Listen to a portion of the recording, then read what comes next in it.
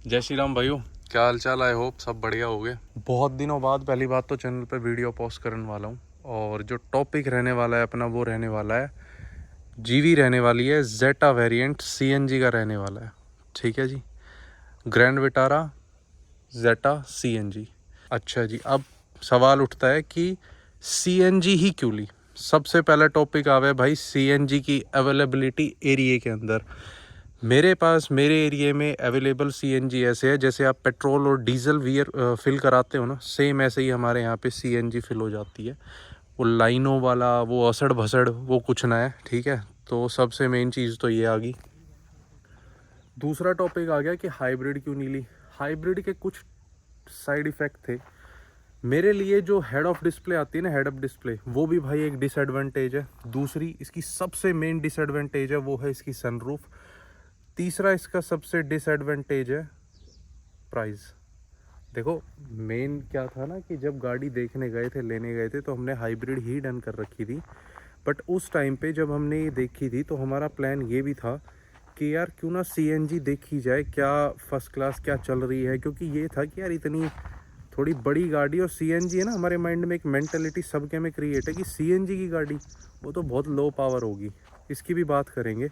तो जब ये ड्राइव करके देखी थी तो डेल्टा वेरिएंट का वो बन गया था जिसमें सीएनजी आती है। बट डेल्टा के बाद फिर जेटा पे शिफ्ट होने का रीज़न ये था कि देखो मेरे को एग्जैक्ट फिगर अमाउंट याद तो नहीं है एग्जैक्ट कि भाई कितना डिफरेंस था, बट वो बहुत कम डिफरेंस लगा इसके कुछ फीचर्स को देख के। अब वो कंपैरिजन वीडियोस बहुत है, वो तुम देख। दूसरी बात अब कर लेते हैं कि भाई इसकी परफॉर्मेंस की सीएनजी के ऊपर 1500 सीसी के आसपास का इसका इंजन आता है। 1500 सीसी के आसपास का इस गाड़ी का इंजन आता है। ठीक है, परफॉर्मेंस में मैं जो अपनी मतलब वो बता रहा हूँ ना तुम्हें कि भाई मेरा क्या एक्सपीरियंस है इसकी सीएनजी वेरिएंट को लेके, तो तुम भी ये कहोगे यार क्या पागलों वाली बात है। कंपनी ये बता रही है कि टॉर्क पेट्रोल में ज़्यादा है, ठीक है, पावर उसमें ज़्यादा है, और ये कह रहा है सीएनजी में। भाई मैंने जो फील करी है ये सीएनजी मोड के ऊपर परफॉर्मेंस वर्डलेस है। मतलब इसका कोई शब्द नहीं है, चाहे आप कितने पैसेंजर बैठे हों। इवन मैंने 5 में तो ड्राइव की हुई है, ठीक है, पैसेंजर में। मैं कहता हूँ शब्द नहीं है उस गाड़ी को बयां करने के। फील ही नहीं कर सकता बंदा कि ये सीएनजी में चल रही है या पेट्रोल में चल रही है। कोई नहीं बता सकता इस चीज़ को।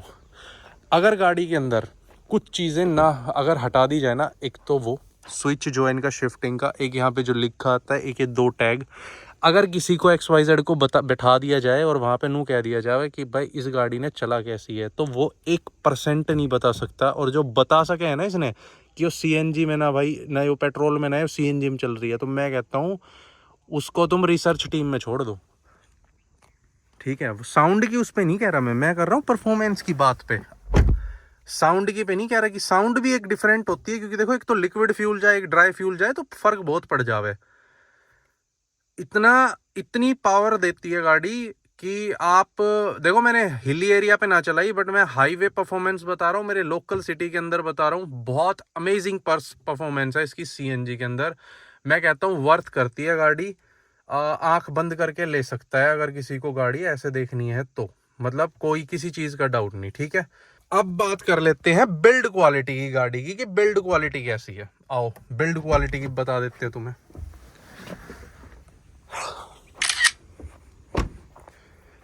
बिल्ड क्वालिटी की सबसे बड़ी बात बताता हूँ भाई, ये गाड़ी है, ठीक है जी, सामने इस गाड़ी का जो सबसे मैं कहता हूँ मजबूत पार्ट है ना, वो ये है,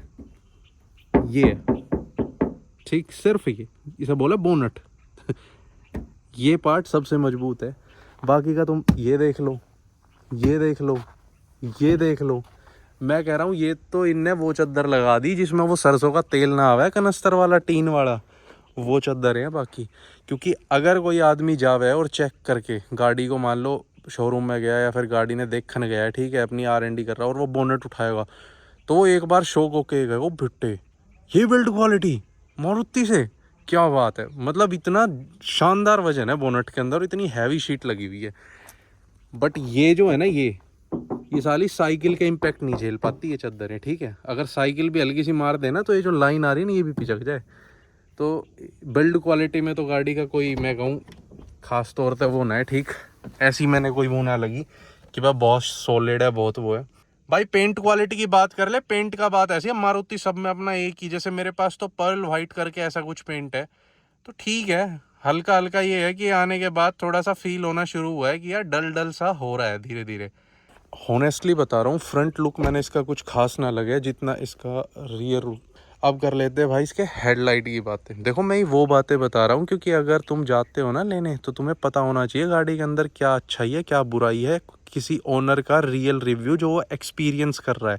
अभी हम एक्सटीरियर पे हैं, इंटीरियर पे हम पहुँचे नहीं है, वो तो मैं वैसे ही जा बैठ रहा था अंदर। ठीक, अब कर लेते हैं भाई इन हेडलाइट की बातें। तो जो बलिनो का फोकस है ना, और जो लाइट की मतलब क्वालिटी बलिनो की है, वो इसकी कतई ना है। क्योंकि मैंने हाईवे के ऊपर देखी है इसकी लाइट, ये मेरे को डिसअपॉइंट करती है, बहुत ज़्यादा करती है। बलिनो क्या है, अगर उसके हेडलैम्प अपर लाइट ऑन होगी ना उसकी, तो जगमगा जावे सब कुछ, मतलब आपको हाईवे पे बहुत शानदार परफॉर्मेंस मिला है। ठीक है, हेडलाइट मतलब ये लगा लो अच्छी है, ठीक है, काम चले, बट अगर मैं कंपेयर उनसे कर नहीं रहा, बट मैं वैसे बता रहा हूँ क्योंकि मैं यार दो गाड़ियों का यूज़र हूँ। देखो मैं जो मेरे सामने आ रही है ना चीज़ें, वो मैं अच्छाई भी साथ ही बताऊँगा और बुराई भी साथ ही बताऊँगा। ये ना कि पहले अच्छाई बता दी फिर है कि बुराई बता दी, ना ना, जो जो मेरे आ रही है। भाई सस्पेंशन, इस गाड़ी का सस्पेंशन वर्डलेस, कतई वर्डलेस, शब्दों में बयान ना कर सके इतना बढ़िया सस्पेंशन है इस गाड़ी का। इस गाड़ी के अंदर कोई ऐसा बॉडी रोल, और बॉडी रोल की बात हम इस गाड़ी में करते हुए भी बुरे लगे हैं। ठीक, कि भाई इस गाड़ी पे तुम बॉडी रोल एक्सपेक्ट करो, और ठीक है भाई आने तो आजकल छोटी में भी आ जाओ, बट सस्पेंशन के साथ इस गाड़ी के अंदर कोई भी बॉडी रोल नहीं है। ठीक है, चाहे आप कितना ही भगाओ, बहुत शानदार परफॉर्मेंस देवे है, बहुत अच्छी देवे है। मैं कहता हूं अगर इसकी बॉडी लाइन हैवी हो ना गाड़ी की, तो मैं अभी रिसेंटली इसने पांडुपोल लोग के गया था, तो पांडुपोल का जो 20 किलोमीटर का अंदर रास्ता है ना, वो उबड़ खाबड़ रोडों का है, तुमने पता होगा, गए होगे जो। तो वहां पे अगर इसकी बॉडी की आवाज थी, मैं कहता हूँ उसके सस्पेंशन ने कहीं मुझे निराश नहीं किया। ठीक, भगा लो। और जो ये कह रहे ना कि यार ऑफ रोडिंग करी हमने इस, अरे ये गाड़ियां ऑफ रोडिंग की है गे भाई, ये ऑफ रोडिंग की गाड़ियां नहीं है, ये आदमी की सिटी परफॉर्मेंस की गाड़ियां हैं। ठीक है, कि वो अपना शांतिपूर्वक पूरे घूमने चाहे वहां घूम सके, मौज ले सके। ऑफ रोडिंग की गाड़ी से कंपेयर करना बेवकूफी है कि मैंने इसके सस्पेंशन से ऑफ रोडिंग के क्या मतलब है, क्या कोई सेंस है इस बात की। मैं मानता हूं इस गाड़ी के अंदर भी ऑल व्हील ड्राइव आ रहा है यार, मारुति जैसी गाड़ी तुम ऑफ रोड करोगे क्या? ये जिमनी जुमनी आ रही ऑफ रोडिंग गाड़ी है। मैं तो सही बताऊं, महिंद्रा की भी मैं ये कहता हूं उसके बस की भी ना है ऑफ रोडिंग। देखो फैक्ट बता रहा हूँ, उस वही है, सस्ते का राजा है वो। क्योंकि भाई मैं बता रहा ना, स्कॉर्पियो 4 व्हील ड्राइव से एक बार ट्राई तो करी थी हल्की सी ऑफ रोडिंग, वो हल्की सी मैं 3 महीना में जाके ठीक हुई थी, एक्सेल उसका। या पार्ट मिले ना कुछ ना। चलो हम अपने मुद्दे पे ना भटके, काम की बात करते हैं। सस्पेंशन अमेजिंग है, ये बात कर रहे थे, ठीक है जी।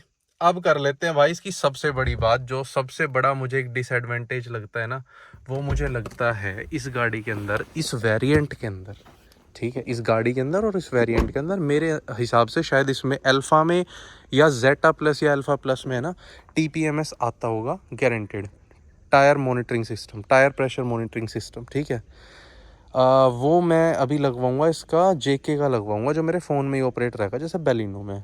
वो मुझे कहीं ना कहीं खटकता है, वो चीज़ इसके अंदर कंपनी ने देनी चाहिए थी, क्योंकि अगर आदमी 17 लाख रुपए इस गाड़ी पे, इस वेरिएंट पे फूक रहे हैं ना, तो ये एक बेसिक चीज़ हो जाती है।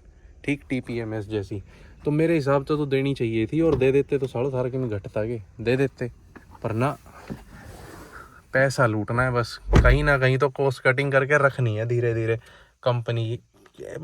छोड़ो भाई, अब बात कर लेते हैं ड्राइव सीट पे बैठने के बाद आदमी की क्या इच्छा रहती है, इस गाड़ी से क्या एक्सपेक्टेशन रहती है। ठीक है, रुक जाओ जी, रुक जाओ, बत्ती नहीं जलती रहेगी। हाँ जी। देखो मेरी हाइट है 6 फीट, लगा लो 5'11", या फिर ना अब तो 6 होगी, काफी टाइम हो गया मेजर हुए हुए। भाई मैं अपनी पोजीशन पे, मेरी है ना आज तक ये स्टेयरिंग और ये सीट है ना, कभी मेरी हाइट से और मेरे कंफर्ट से एडजस्ट हो ही नहीं पाई इस गाड़ी की, क्योंकि मैं इसे 3-4 दिन से चला रहा हूँ, तो वो वाला मज़ा आ नहीं रहा। बीच बीच में चला लूँ ऐसे, बट रेगुलर मेरे पास ये 3-4 दिन से है। ठीक है जी, ओके। अब मैं यहाँ बैठा हूँ, कोई दिक्कत नहीं है। मैंने गियर चेंज कर लिया, 5th गियर में चल रही है, क्रूज लग रहा है, जो भी है कुछ समझ लो। अब ये गाड़ी 80 की स्पीड में भाग रही है, ये लगा लो। अब मेरा जो पैर है ना, ये डेड पैडल पे परमानेंट नहीं रख सकता मैं, मेरे को नहीं है कंफर्ट। और तो भाई मेरा पैर आएगा यहाँ ऐसे इस पोजीशन पे। और जो ये है ना, ये जो बम्प्स है, ये मेरे को इतना इरिटेट करता है। ये मेरे पैर में यहाँ पेन दे हुआ है, ठीक है, बहुत ज्यादा इसने दर्द कर रखा है यहाँ पे। तो मैं कहता हूँ भाई इसका कुछ इलाज करो, ठीक। ये मारुति वालों, ये नेक्सा वालों, इसका कुछ प्लीज इलाज करो जीवी के अंदर।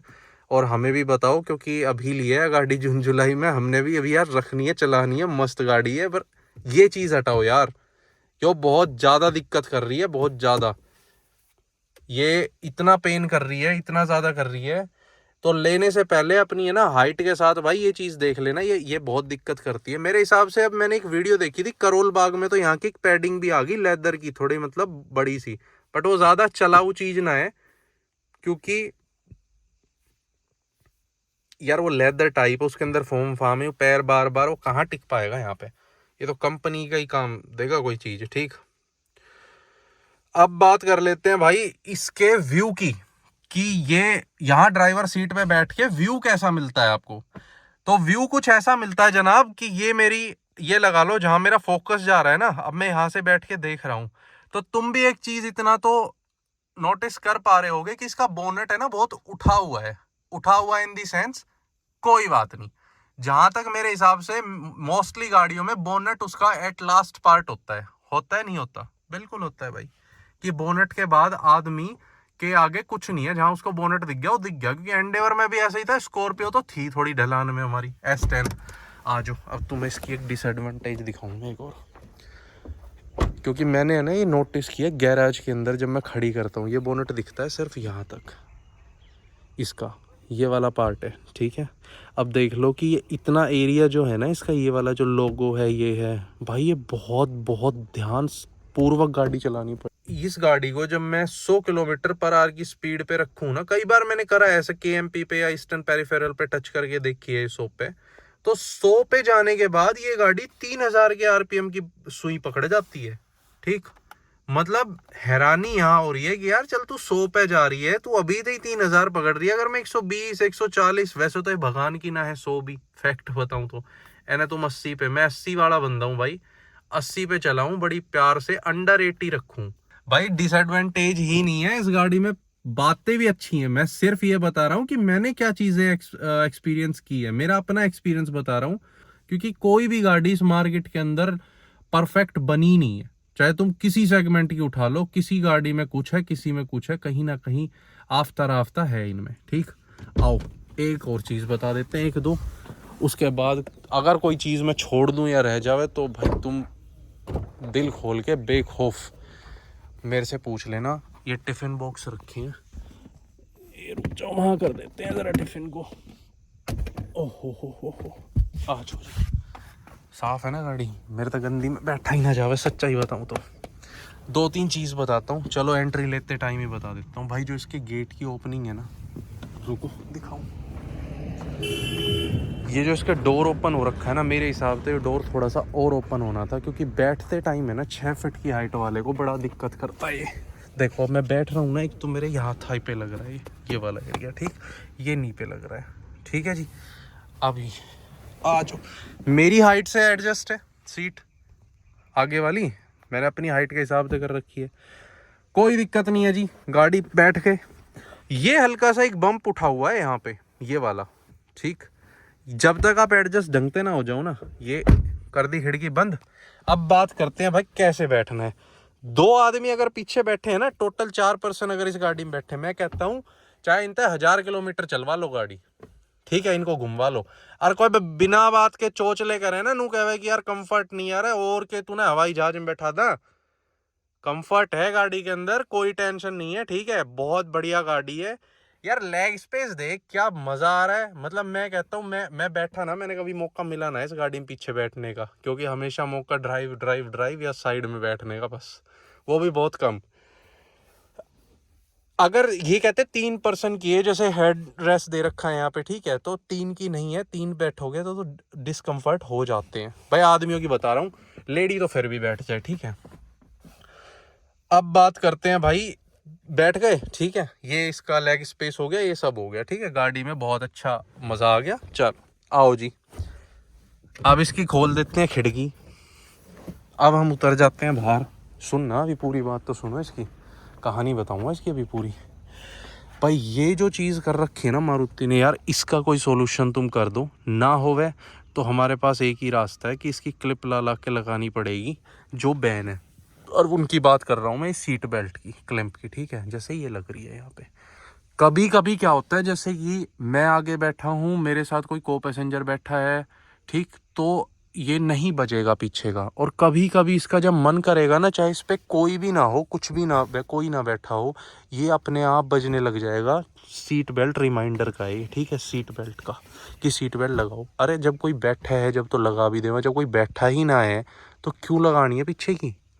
अब जैसे मैंने ये लगा रखी है, कल ये वॉश हुई थी ना, तो मैंने खोल दी थी क्योंकि अच्छे से वॉश हुई थी, जैसे अंदर थे हर जगह थे, ये मैं लगानी भूल गया था कल, ठीक है भाई।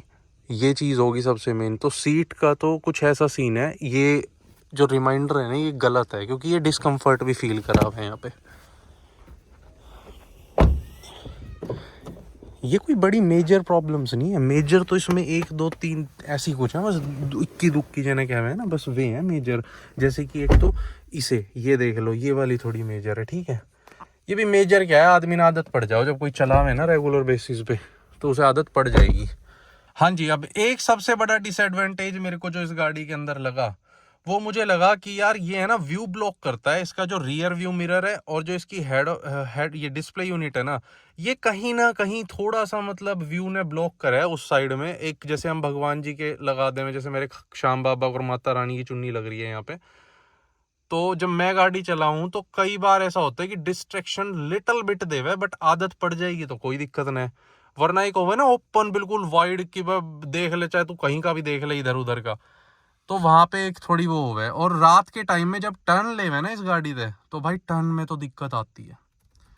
टर्न में इसमें इसके लाइट के अंदर बहुत, क्योंकि इसमें व्हाइट एलईडी है, वैसे तो हेलोजन नहीं है, व्हाइट के अंदर भी बहुत फोकस कम है। हो सका है कि भाई मैं बेलिनो का वो हूँ, तो मैं बेलिनो चला रहा हूँ इस टाइम पे, तो मैंने उसकी वजह से लग रहा हूँ।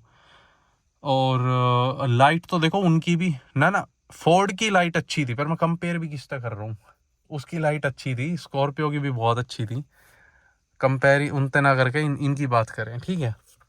तो गाड़ी भाई कुछ ये है, बहुत कंफर्ट गाड़ी है, बहुत मस्त गाड़ी है, ठीक है जी।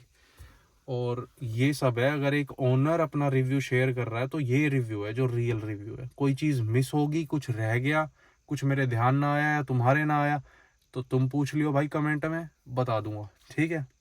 एक दूसरी इसकी सबसे बड़ी प्रॉब्लम है यार, ये तो सब में ही दे रहे हैं यार, इनमें व्हाइट लाइट दिया करो ना, ये हेलोजन ऐसा लगे जैसे पता ना कौन से जमाने में बैठ के हम वो कर रहे हो, तो ये गलत है। ये चीज मत दिया करो भाई मारुति, इनको सुधारो तुम अपनी को। हाँ, एक चीज और बताना चाहूंगा भाई, इसके जो सीट कवर है ना, इसकी सीट्स थोड़ी स्लिपरी हैं। मतलब अगर आपने ब्रेक लिया ना, तो आप अपने आप हल्का सा आपको फील होगा कि ये इसने आपको आगे पुश किया है, फिर आप एक बार उठ के यूं पीछे आओगे यूं, ठीक, अगर सीट बेल्ट ना लगा रखी तो। ये चीज तो है। बाकी इसकी मेरे को एक चीज बहुत प्यारी लगे, जो इसके यहाँ पे लाइट है एक प्यारी सी इस वेरिएंट में, जेटा में, वो जब ऑन हुए ना, बहुत सुंदर और स्वीट सी लगे। बाकी इसकी ये जो सॉफ्ट टच कह लो, ये नाम का ही सॉफ्ट टच है, लेदर सा ही है, बट ठीक है, इतना सॉफ्ट ना है, मतलब उस प्लास्टिक से तो अच्छा ही है। तो गाड़ी ओवरऑल बहुत अच्छी है यार, गो अहेड, ले सको तुम, अगर तुम्हें लेनी है ना तो बेखौफ ले लो। और कोई चीज़ रहेगी हो तो मेरे से पूछ लियो, ठीक है। मैंने कितनी देर होगी, 37 मिनट होगी मैंने इस गाड़ी के बारे में बताते हुए, अभी तो एडिट होके वरना कितनी मिनट की बनेगी, और बनेगी भी या कैसी बनेगी। अगर अच्छी बनी तो भाई इसने ज़रूर थोड़ा शेयर वेयर करियो तुम, अच्छी बनेगी वैसे तो।